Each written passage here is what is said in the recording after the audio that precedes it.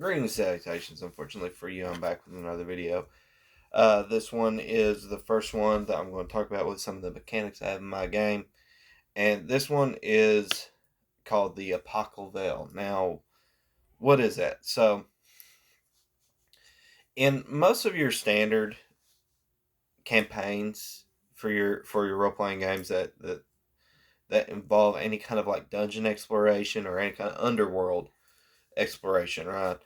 Um, Most of the rules, advanced Dungeons and Dragons, BX style, etc., etc., usually say that like time is odd. It flows a little differently underground. It seems to pass more quickly. Um, and of course, that's because when you're in the, for lack of a better term, the overworld, when you're in town and you're out in the countryside and you're exploring and stuff like that, you know things kind of move a little bit more on pace, so to speak.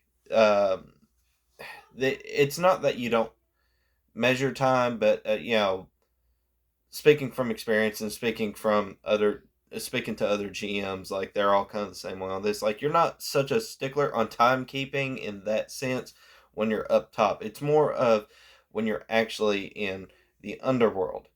And so, really, what got my juices flowing on this concept was it actually came back from several years ago. Now, there is a video game that I used to play on my channel all the time, and you probably have seen videos of it, Bloodborne.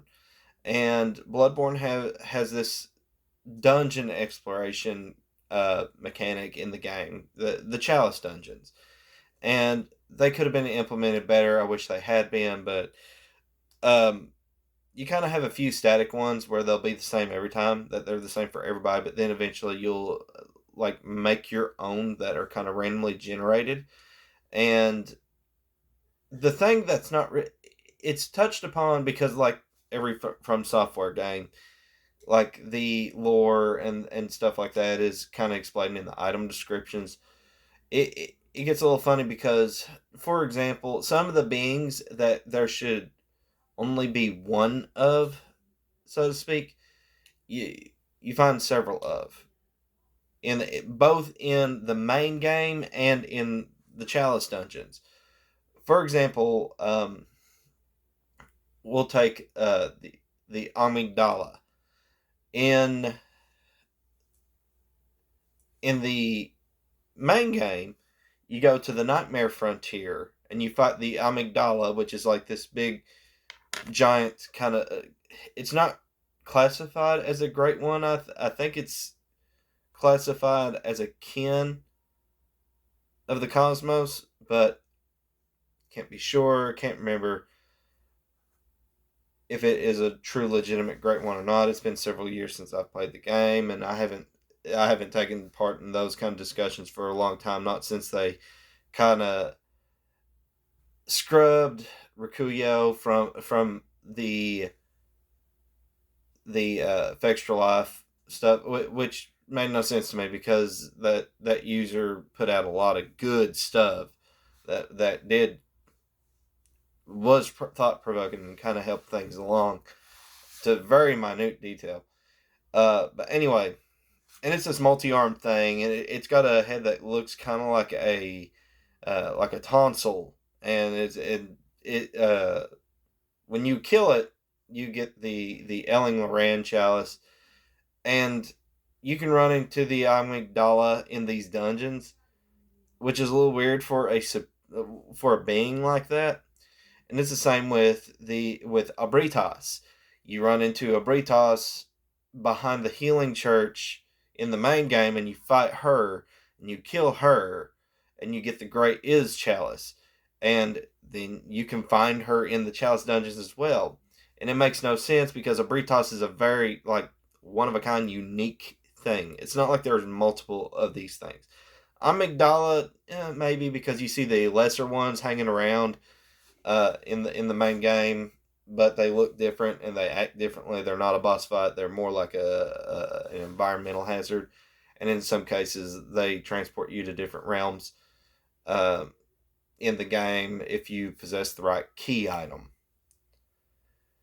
So, anyways, I bring this up because this concept was based off of a lot of stuff that was written by a manga artist called Junji Ito. And of course, you know, it's kind of like Appendix N with Dungeons and Dragons. You know, you see some of these games that have their inspirations, then you go read them. Like, okay, Berserk features very prominently for all the Soulsborne games. So, of course, I've read Berserk and watched the anime as well. Not PG related. Okay, so not PG rated. So if you got kids in the room, please don't watch. And I'm not going to lie to you. There's a lot of kind of perverted stuff. It's story related. That being said, I didn't need to know every detail. But anyways, when it comes to Junji Ito, though, Junji Ito he's very Lovecraftian in a lot of ways, and in his stories, I can't remember if this was in Uzumaki or not. I think it was, but I'm not sure. But basically, the lower down into the earth you go, time starts to kind of flow backwards. It acts a little weird and convoluted. And so I really liked that idea. And so what I did with my campaign settings is I took that idea and I kind of used it to explain certain things. And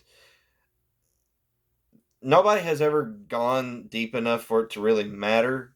But I had decided that, like, once we get past, like, what would be considered like for example, like a level 9 or 10 dungeon, which is, I think, the maximum depth that a lot of games go with. Let me check. I have white box right here, so I could literally just look at what's the maximum depth. 10. Okay, so like I had decided that once you get past like what would be considered a level 10 dungeon floor, that's when you kind of hit that wall. The Epochal Veil is like this concept that once you make it past that, time becomes convoluted, meaning that it kind of twists and it overlaps upon itself. Like the past and the present kind of overlap on each other. And so I took that idea and I kind of put that a little bit into my world building a little bit to explain certain cosmological things. So, like, for example, humans, they don't really have a lot of experience with it. Same with halflings. They don't really have that much experience with it. So, like, they just kind of, it's something that they've heard of in folklore and especially from elves. So, like, they just kind of don't care because it's not something that really comes into play with, like, their religious or metaphysical, concerns of everyday life. The elves in my world, because they are kind of more pantheistic in a way, and they have like a pantheon of gods and they worship spirits and stuff like that. Uh, excuse me, pardon me. They kind of view the Apocalypse as kind of like a spirit being, and so like you could essentially worship it. Um, Whether or not they view it as a god, that's kind of up for debate. Some do, some don't. But some believe it is a spiritual being that exists,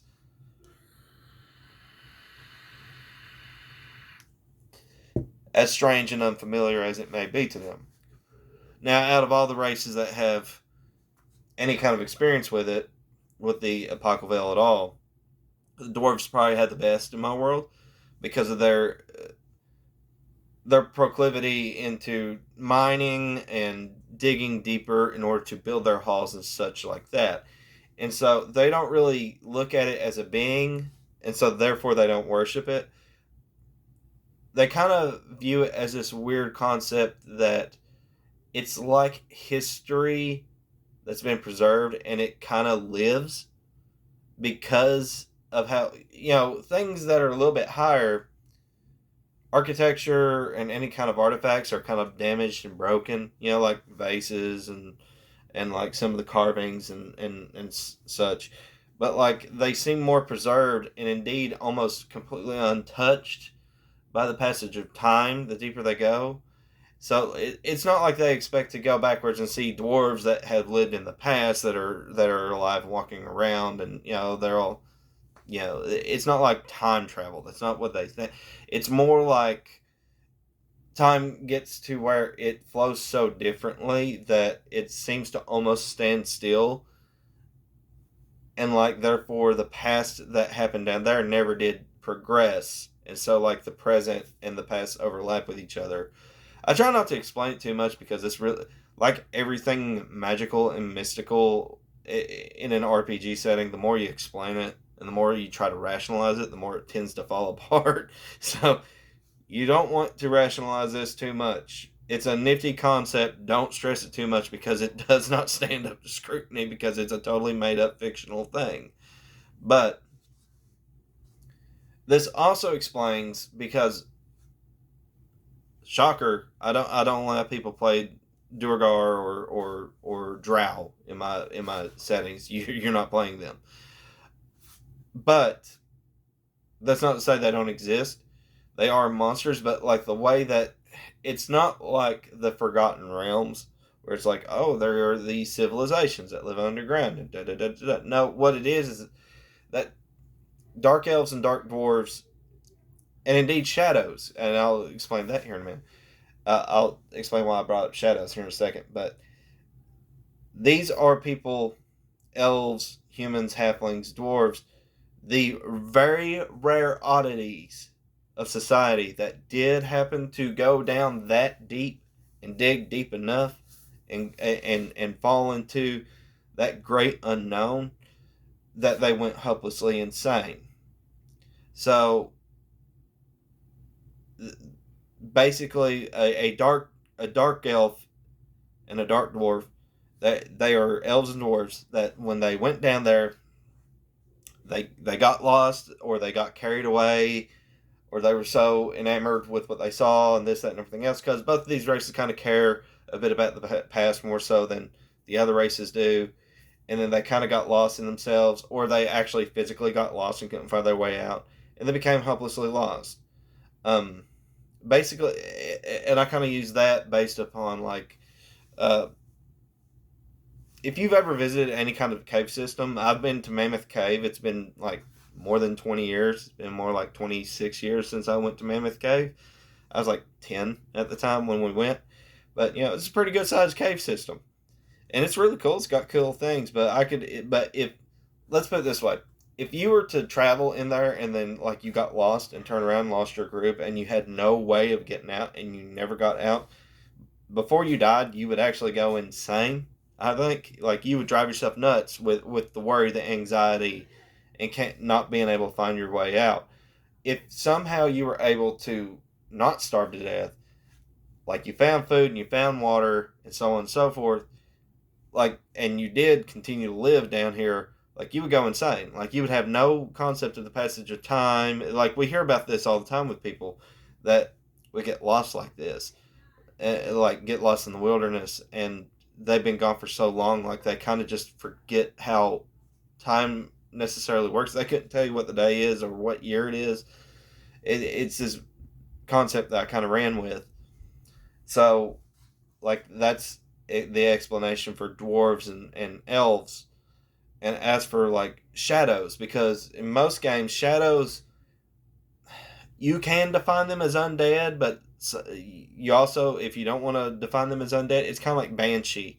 If you don't want to define these as undead and you instead want to define them as like fairy kind of things or whatever, you definitely can. So what I've done with that is that because humans are typically not as long lived as dwarves and elves by any, like such a minuscule fraction, that they just kind of not only do they not only do they eventually die a natural death, but like they kind of get forgotten about and become like they kind of lose themselves, they lose their identity, and so there is this kind of magic at play. As for halflings, I kind of have like this homebrewed thing where it's kind of like I literally just took Gollum, but like made him more feral because I always thought like Gollum is just like one step away from being a ghoul. He's not undead, but he is like almost there.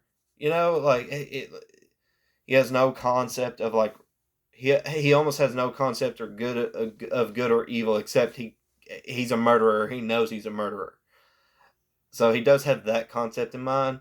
So, but like he is almost hopelessly insane.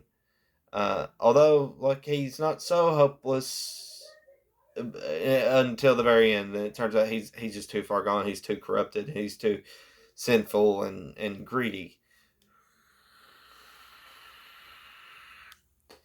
So that's how I explain my my halflings, my elves, my dwarves, and my humans with this concept of the Epochal Veil. Because I thought like because we already kind of had this mechanic when it comes to time and dungeon exploration. Well, what happens if you go past level 10?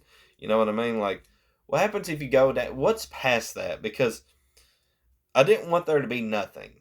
And indeed, I didn't want there to be, oh, you just run into Earth's core or whatever, because that's just kind of cheap. So instead, I wanted to kind of build into this. And nobody has ever gone down deep enough. And indeed, this is so rare that most people don't even really necessarily believe in it. Like, this is not exactly a common belief of elves. Even though some elves believe in the Apocalypse Veil as like this spiritual being, some don't even. Some believe it's like a corruption of a different myth that they have in their folklore. And like literally, the only ones that really could be said to hardline believe in it as a cold hard fact are the dwarves. So it's just kind of a concept that I've come up with. I've had it for years and years and years. Rarely has it come up, but it's always there in the background as something because it's just something to throw out there. And indeed, I came up with this concept. Hold on here. But indeed, this concept of the Apocalypse also kind of comes about from like this little myth that I have, and this also kind of explains certain monsters in my game. So there is this myth, and again, this is not one that I've fleshed out because I've always wanted to use it as a dungeon idea, but I just haven't gotten around to it. And that is the Tomb of the Forlorn. And the Forlorn is kind of like a Cain figure. If you're familiar with the story of Cain and Abel from the Bible, think of it kind of like that. Aside from like, this is not exactly a guy that's well, again, that the legend's not fleshed out enough. So maybe he did something wrong, maybe he didn't. But at some point, he got shunned from society, and because he got so shunned from society, because he was so spiritually hopeless, what he decided to do was to just dig a hole. And according to that myth and that legend, like he dug his grave so deep that's when he kind of entered into that shadowy apocal realm barrier, and that's where a lot of the monsters come from. That's where goblins come from. If you have balrogs or any kind of stand-in for balrogs in your game, that's where they come from. Uh, Orcs, that's where my orcs come from. I mean, it's it's there as a little bit of a tool to explain certain things if it comes up. It almost never has, but it's always been one that I've had it sitting in the backside because, like I said, essentially the Tomb of the Forlorn kind of came about before the Apocalypse Veil did, if I'm being totally honest.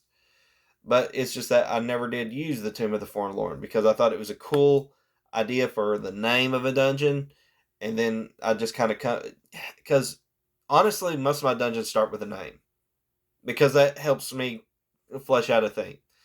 And then that also helps me flesh out, because I've talked about this before, I like to build my dungeons from the inside out. I like to put my monster layer there, what I like to have, and then I build out from that. And not all the time, though. Like, sometimes I literally do start with, like, okay, here's the front door. So, over here, is there another entrance? You know, and I just kind of think as I draw. You know, so I mean, I sometimes I start from outside and work in. So, but be that as it may, I almost always start with a name because it helps me get my. It's like a prompt for my brain to be like, okay, brainstorming time. What do I want? What do I want the thing to be? What do I want them to find down here? And then I use the random tables to fill in whatever gaps that I can't think of. So, and honestly, that I think that's the proper use of random generation rolling is not to construct your entire dungeon, but rather, okay, I want more things, but I don't know what to put here, or I don't know if this should be a room or a chamber or a hallway or what. I want this to be a thing. I don't think I'm done yet. This feels a little empty. What do I want? That's why I think the proper use of a random generation table is. And I don't care who that makes mad. So, um, but I think I've said all I can say because, like I said, these kind of things, I try not to over explain them because if you over explain them, that's when you kind of fall into trouble. Like anything magical and fantasy related, if you scrutinize it too much, it all falls apart. It's kind of like the Lord of the Rings. You can make the Lord of the Rings fall apart if you really try to rationalize it too much. That's why I can't stand the secularization trying to rationalize this kind of stuff, and that the modern readers, because I honestly don't think they read it. I really don't think they read it. I think they just watch the movies, or they only read the dialogue and skip through everything else, all the world building and stuff, and just come away with their own conclusions, and then that's just what it is. But because anyways, I'm rambling and dragging on now. But if you take any kind of story and you try to rationalize it, no matter what, it's going to fall apart. You're going to pick it apart at the seams. It's just going to unravel. So why would you do that? You want your players to have a good time. Don't over rationalize everything, because I'll tell you this: most players do not care for an extreme level of detail. Because at the end of the day, they know that they're sitting down to play a game to have fun. They're not sitting down to try to pick apart your world. They're sitting down to have fun and to try to pretend to be a character in that world. They don't want it to fall apart at the seams. So just have some basic stuff in the back of your mind. You can flesh things out. But this is definitely one of those things where, because of the nature of it and the mystical nature of it, if you scrutinize it, it just falls apart. So, but I'm rambling. You've listened to me ramble on for like 22 minutes now. So, as always, guys, take care. God bless, and I'll see you on the other side.